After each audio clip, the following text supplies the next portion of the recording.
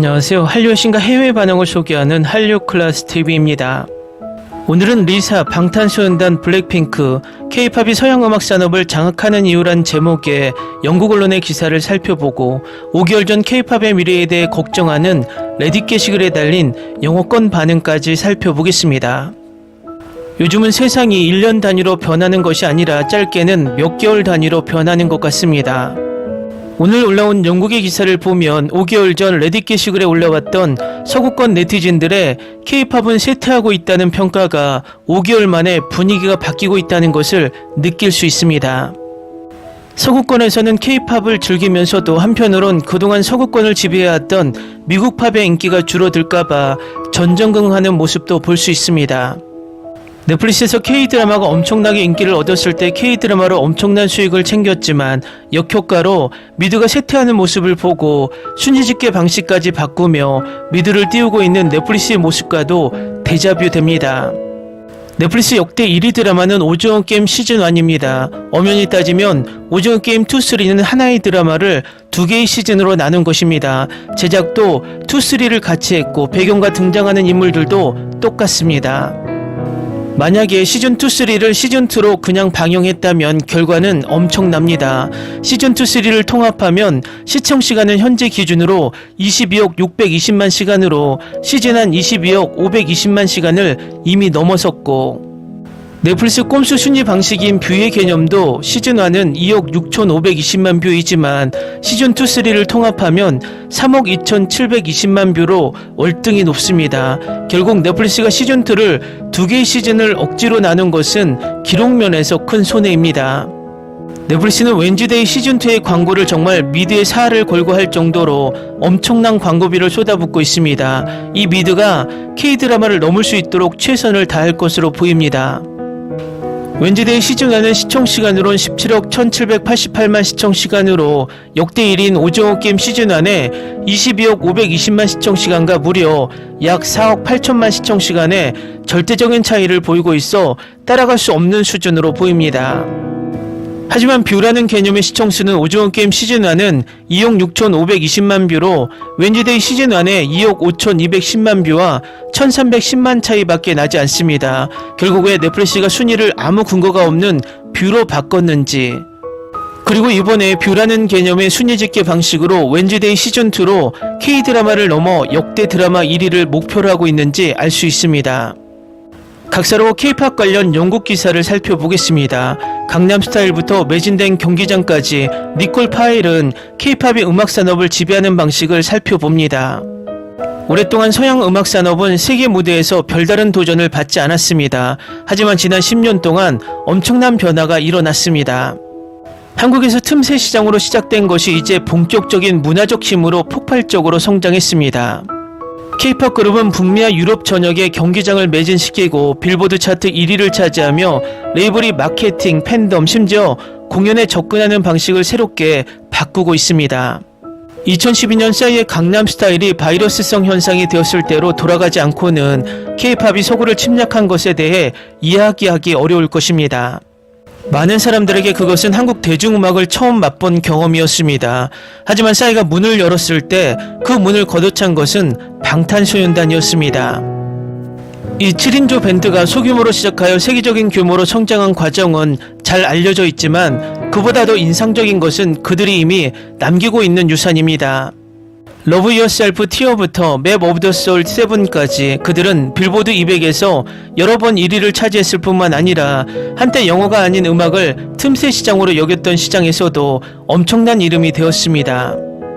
방탄소년단의 성공은 업계의 형태를 바꾸었습니다. 한때 외국어 아티스트들을 받아들이는데 주저했던 서양 음반사들도 소셜미디어를 중심으로 한 팬덤의 힘을 깨닫고 더 많은 K-팝 아티스트와 계약을 맺고 유통하고 협업하기 시작했습니다. 블랙핑크는 코첼라에서 공연했습니다. 트와이스는 시카고 놀라플라자에서 헤드라이너로 활약했습니다. 스트레이키즈는 빌보드 1위 앨범 6장 중 6장이 순위를 차지했습니다. 방탄소년단은 규칙을 다시 썼고 미래의 K-팝 아티스트들은 그 규칙을 찢어버렸습니다. 이러한 지배를 더욱 매력적으로 만드는 것은 서구 산업이 이것을 만들어낸 것이 아니라 한국에서 일어났다는 점입니다. K-팝은 유튜브, 트위터, 틱톡 등의 플랫폼을 통해 성장했으며 홍보 문제를 직접 처리한 매우 활동적인 팬층을 확보했습니다. 아미, 블링크, 원스와 같은 팬덤은 조직화되어 거의 전투적으로 지원하게 되었습니다. 이 수준의 디지털 및 감정적 투자는 대부분 서양 아티스트가 꿈에서나 볼 수 있는 수준이며 K-팝 기계는 그것을 완벽하게 무기화했습니다. 이 장르는 음악이 마케팅되는 방식, 팬덤이 형성되는 방식, 전 세계적 인재가 발굴되고 관리되는 방식에 지속적으로 영향을 미치고 있습니다. 지금도 K-팝의 문화적 영향력은 줄어들 기미가 보이지 않습니다. K-팝의 영향력은 차트와 콘서트 창을 넘어 영화, 패션, 디지털 미디어까지 확대되고 있습니다. 최근 넷플릭스에서 인기를 끈 K-팝 애니메이션 K-팝 데모넌터스를 보면 이 장르가 대중문화의 미래를 형성하고 있다는 걸 알 수 있습니다. 다음은 K-팝의 인기가 서양에서 정점에 도달했을까라는 제목의 레딧 게시글에 달린 영어권 네티즌 반응입니다. 콘서트 티켓 매진이 끊이지 않는 그룹이 점점 늘어나고 있지만 시장이 포화 상태에 다다른 것 같습니다. K-팝은 이미 잠재력의 한계에 도달한 걸까요? 앞으로는 방탄소년단이나 블랙핑크처럼 큰 인기를 얻는 그룹이 또 나올 수 있을까요?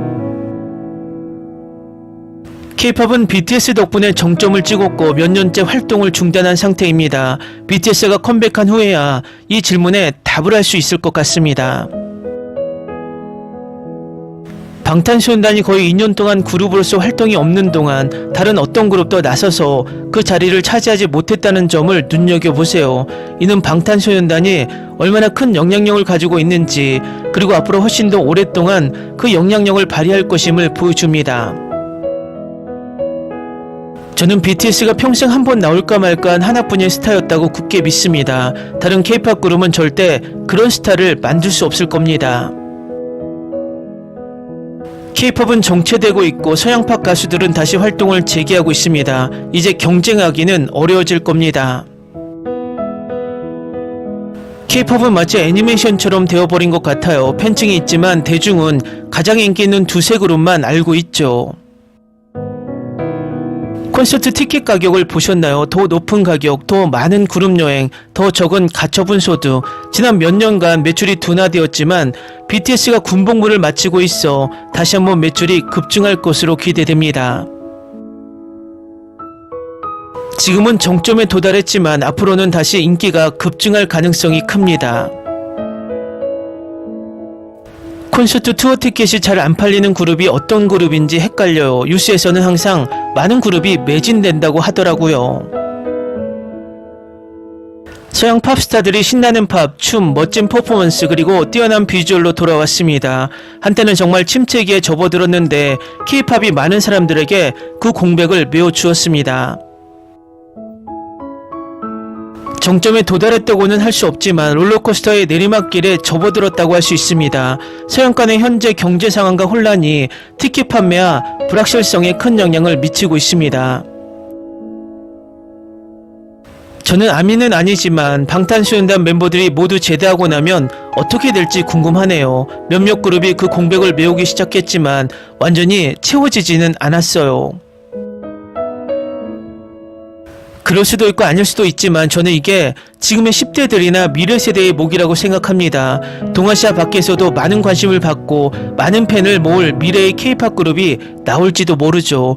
우리 세대에게 있어 K-팝은 3세대 시절에 정점을 찍었습니다. BTS와 블랙핑크는 많은 사람들에게 K-팝 산업을 소개하는 역할을 했습니다. 이제 세상은 K-팝이 존재한다는 사실만 알고 있을 뿐입니다. 이건 K-팝에만 국한된 문제가 아닙니다. 음악산업 전체가 모든 지표에서 하락세를 보이고 있습니다. 사람들이 K-팝에 지쳤다는 이야기에 지쳐 있습니다. 예, 전세계 영화산업은 엄청나게 하락 추세에 있습니다. 제 생각에 K-팝은 솔직히 전세계적으로 최대 잠재력을 발휘했고 틈새 시장에서 계속해서 기회를 찾을 수 있겠지만 BTS나 블랙핑크 같은 그룹은 여전히 이질적인 존재로 남을 것입니다. 서부는 미국을 뜻하는 거라고 가정하겠습니다. 그리고 거기에 우리 경제 상황을 보셨나요? 라는 질문을 덧붙이겠습니다. K-팝의 세계적 장점은 방탄소년단과 함께입니다. 방탄소년단이 군복무를 마치고 돌아오면 답을 얻을 수 있을 겁니다. K-팝이 정점을 찍었다는 건 방탄소년단이 DNA를 발표한 이후로 계속 축적되어 온 이야기입니다. 걱정할 필요는 없다고 생각합니다. K-팝은 서구에서 정점에 도달한 것이 아니라 진화하고 있습니다. 몇몇 유명 아티스트들은 여전히 주목을 받고 높은 판매량을 기록하고 있지만 다른 글로벌 장르처럼 서구 주류 음악계에 완전히 자리 잡은 것은 아닙니다. K-팝 인기 문제가 아니라 경제 문제야. 모든 게 너무 비싸져서 취미에 쓸 돈이 없는 사람이 더 많아. 거의 정점에 도달한 것 같아요. 방탄소년단이나 블랙핑크처럼 성공한 그룹은 앞으로 몇 년 안에는 다시 볼 수 없을 것 같아요. 둘 다 2년 동안 활동을 안 했고 그 누구도 그 근처에도 못 갔어요. 스트레이키즈와 에이티즈는 투어에서 정말 좋은 성적을 거두었습니다. 뉴진스 사태가 그들의 기세를 꺾었다고 생각합니다. 그들의 등장은 K-팝의 새로운 시대가 시작되는 것처럼 느껴졌거든요. 이제 그들의 커리어에 이런 오점이 남게 되어 안타깝습니다. 하지만 방탄소년단과 블랙핑크가 콘서트와 신곡으로 컴백하는 만큼 K-팝이 전반적으로 어떤 방향으로 나아갈지는 좀 더 지켜봐야 할 것 같습니다. 일주일 내내 이 영화에 대해 쉴 새 없이 떠들어대다가 결국 딸아이가 보게 됐어요. 보고 나서 딸아이가 재밌는 영화인데 진우가 죽다니 말도 안 돼. 마지막에 다시 나오길 기다렸는데 죽게 내버려 두다니 믿어지지가 않아 라고 하더군요. 애니메이션은 애들이 보는 거라고 생각하는 베이비붐 세대 중 한 명인 걸 생각하면 정말 대단하네요. 평소에 애니메이션을 잘 안 보는 사람들을 설득해서라도 꼭 앉아서 보게 할 수 있는 사람 또 있나요? K-팝을 좋아하지 않고 애니메이션을 안 보는 친구 셋을 설득해서 영화를 보게 했는데 다들 정말 좋아했어요. 이제 제가 K-팝 릴과 팬아트를 보내줘야 하잖아요. 부모님도 보라고 말씀드리니 정말 재밌게 보셨어요. 부모님이 K-팝을 꽤 많이 들으시니까 좋아하실 것 같았는데 생각보다 훨씬 더 좋아하셔서 제게는 큰 기쁨이었어요. 귀마성우가 프론트맨인 걸 모르면 오징어 게임을 봤다면 엄마가 좋아할 거예요. 고등학교 때 친구가 저를 오징어 게임을 보게 만들었는데 그 친구가 저를 설득해서 그렇게 됐어요. 그래서 지금 한국 드라마 팬덤에 들어왔어요. 다행히 미술 애니메이션 연출 덕분에 영화를 보게 됐어요. 인스타그램에서 쏟아지는 릴 세대를 뚫고 말이죠. 보기에 정말 좋았어요. 나쁘끄러울 정도는 아니었지만 영화는 모든 면에서 훌륭해서 크게 신경 쓰지 않았어요. 좀 유치한 농담들도 재밌게 봤어요. 언니가 엄마한테 보라고 설득하고 있는데 아마 좋아할 수도 있고 싫어할 수도 있을 것 같아요. 아이들을 위한 것이라고 생각했는데 너무 어두워서 슬프고 화가 났습니다. 엔칸토가 왜 인기를 끌었을까? 음악에 관심 있는 아이들은 여전히 음악을 좋아해요. 그리고 좋은 음악인지도 알아요. 기대도 안 했는데 너무 좋아서 깜짝 놀랐어요. 마치 뜬금없이 튀어나온 것 같고 노래랑 애니메이션도 너무 잘 만들어졌어요. 정말로 그 호랑이 악마는 참 귀엽죠. 니모나 이후로 본 애니메이션 중 최고예요. 처음부터 돋보이는 스타일에 중독성 있는 음악까지 스토리가 정말 좋았어요. 입소문이 엄청나고 음악도 정말 좋아요. 스토리도 훌륭하고 아이부터 어른까지 모두 좋아할 만큼 만족스럽습니다. 영상미도 정말 아름답습니다. 음악은 정말 최고예요. 우리 애들이 매일매일 보기 때문에 스트리밍 횟수가 높은 건 아마 애들 탓일 거예요. 어른들도 보기 나쁘지 않아요. 지금 K-팝이 큰 인기를 끌고 있고 음악도 좋거든요. K-팝이란 단어가 들어가 있고 예전처럼 후렴구도 좋고 우리 꼬마가 너무 좋아해서 자연스럽게 20번이나 봤어요. 정말 재밌게 봤어요. 저는 케이팝을 전혀 모르고 듣지도 않아서 제가 이해하기 어려운 농담이나 관련 언급이 있었을 수도 있지만 애니메이션은 아름다웠고 스토리는 정말 재밌었어요. 이 작품이 최우수 애니메이션 작품상 후보에 오르면 정말 기쁠 것 같아요. 넷플릭스가 제대로 된 캠페인을 해준다면 올해는 후보가 매우 열려 있으니 충분히 수상할 수 있을 것 같아요. 며칠 전 봤는데 꽤 좋았어요. 음악도 정말 탄탄하고 기대 이상이었어요. 무대 위에서만 공연하는 게 아니라 노래가 등장인물의 감정을 제대로 표현하는 제대로 된 뮤지컬이라는 점이 좋았어요. 몇 주 전에 봤는데 요즘 케이팝 팬으로서 꽤 재밌게 봤어요. 근데 왜 사람들이 이 노래에 열광하는지 이해가 안 가네요. 그냥 좋고 노래도 재밌을 뿐이에요. 저는 케이팝 팬이 아니지만 이 영화를 정말 즐겼어요. 기분 좋은 놀라움이었어요. 정말 재밌게 봤어요. 본지 3주가 지났는데 아직도 푹 빠져 있어요. 진우가 살아있었으면 좋겠다. 제발, 제발. 케이팝 한류의 힘을 과소평가하지 마세요. 완전히 편향된 의견입니다. 저는 케이팝 팬입니다. 다음은 케이팝 데모런터스에 열광하는 호주 시청자 반응입니다. 세상에 무슨 일이 일어났나요? 우리는 3차 세계대전이 나쁠 거라고 생각했지만 이것은 훨씬 더 심각합니다. 디즈니는 이런 새로운 것을 생각해낼 수 있기를 바랍니다. 제 딸이 이걸 계속 보고 있어요. 그리고 케이팝 곡들은 정말 대박이에요. 친구들이 다 이 영화 얘기를 해서 케이팝 데모런터스를 봤어요. 이 영화에 대한 칭찬만 들었거든요. 그래서 봤는데 세상에 다들 이 영화에 대해 100% 맞는 말들이었어요. 봤다는 사실만으로도 기쁠 뿐만 아니라 이렇게 순수하고 재밌는 게임의 판도를 뒤바뀔 만한 현상에 저도 동참하게 되어 정말 기뻐요. 케이팝 데모런터스는 화려한 영상과 신나는 음악, 그 이상으로 저를 놀라게 했습니다. 더 깊은 진실을 이야기하는 감성적인 메시지를 담고 있었죠. 루미의 여정을 통해 저는 숨겨진 어둠, 죄책감, 그리고 인정받고 싶어하는 갈망과 싸우는 인간의 모습을 보았습니다.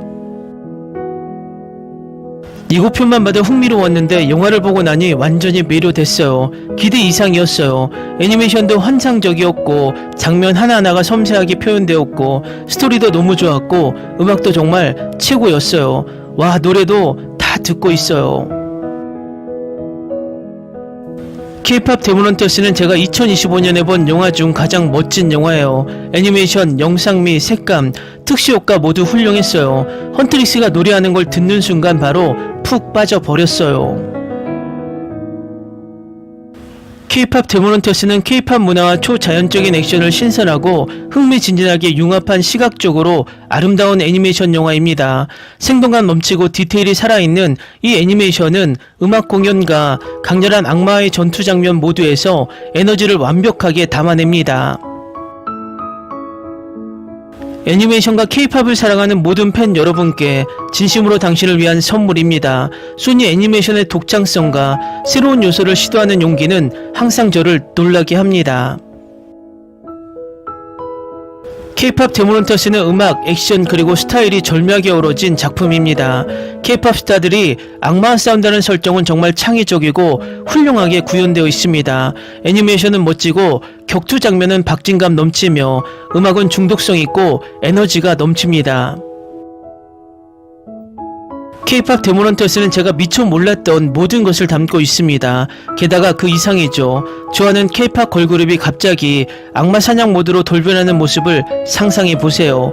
고음과 완벽한 안무를 소화하면서도 말이죠. 스타일리시하고 액션으로 가득 차 있으며 놀라울 정도로 유쾌합니다. 30분 이상 볼 수 없었습니다. 참을 수 없는 영화. 시청하지 않으셨을 모든 반대자분들께 저는 시청했습니다. 아이도 없고 정말 즐거웠습니다. 정말 좋았습니다. 과대 광고된 영화는 보통 가장 실망스러운 영화입니다. 원래 이 영화를 배경음악으로 틀어놨었는데 마치 밈처럼 계속 반복되는 것 같아서 틀어놨어요. 하지만 솔직히 말해서 제가 완전히 틀렸던 거예요. 정말 정신없는 애니메이션부터 아름다운 보컬과 노래 구성까지 이 영화는 정말 최고예요. 너무 좋아서 멈출 수가 없어요. 댓글 반응 잘 보셨나요? 댓글 반응에서 K-팝을 응원하는 서양인들이 있다면 다시 K-팝이 도약할까봐 전전긍긍하는 서양인들도 존재합니다.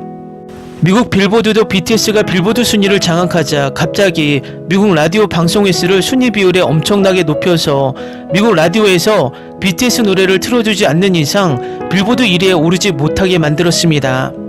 지난 3년 동안은 우리나라의 경제, 문화, 외교, 정치의 암흑기에 가까웠고 세계 경제도 어려웠고 특히 미국 경제가 암흑기였습니다. 미국 경제의 하락은 트럼프를 재집권하게 만들 정도로 미국을 흔들었고 미국 내 K-팝 소비를 약화시켰다는 것도 댓글로 확인할 수 있습니다. K-팝도 BTS와 블랙핑크가 엄청난 신듦을 일으켰지만 휴식기에 들어갔고 에스파나 스트레이키즈, 트와이스 등이 선전을 했지만 유진스와 피프티피프티 사태로 4세대 아이돌들이 주춤거렸고 뜻밖의 K-팝 데모넌터스의 등장으로 가상의 아이돌들이 전세계 비-K-팝 팬들까지 K-팝 팬으로 유입시키고 있어서 5개월 전 서구권 전망은 기우로 끝나는 듯 보입니다. 앞으로 블랙핑크와 BTS의 완전체 활동과 아직도 활약하고 있는 여러 K-팝 그룹들이 같이 시너지를 내면 다시 제2의 K-팝 시대가 도래할 것이라는 것을 확신합니다. 한류 클래스 TV는 한류 외신과 해외 반응을 꾸준히 쫓아가 보겠습니다. 재밌게 잘 보셨나요? 여러분의 구독, 좋아요, 댓글, 알림 설정은 콘텐츠 제작에 큰 힘이 됩니다. 그리고 항상 하시는 일마다 대박 나시고 행복하시길 바랍니다.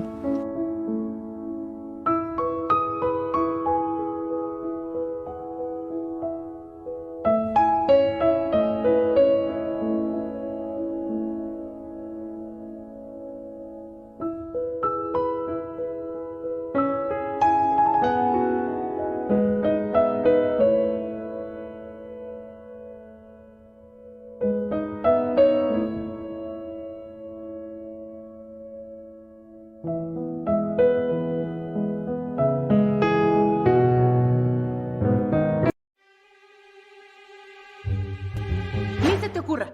Olvida el ganso y los tomates. No hables de las ballenas. No es un acuario. No actúes como tonta. Sé que eras una genio. ¿Sí? No vayas a presumir, a la gente no le gusta eso. Y no digas cosas sin sentido. Y bueno, ¿minamos? Hasta pronto. Abogada, tengo mucha curiosidad por conocerla.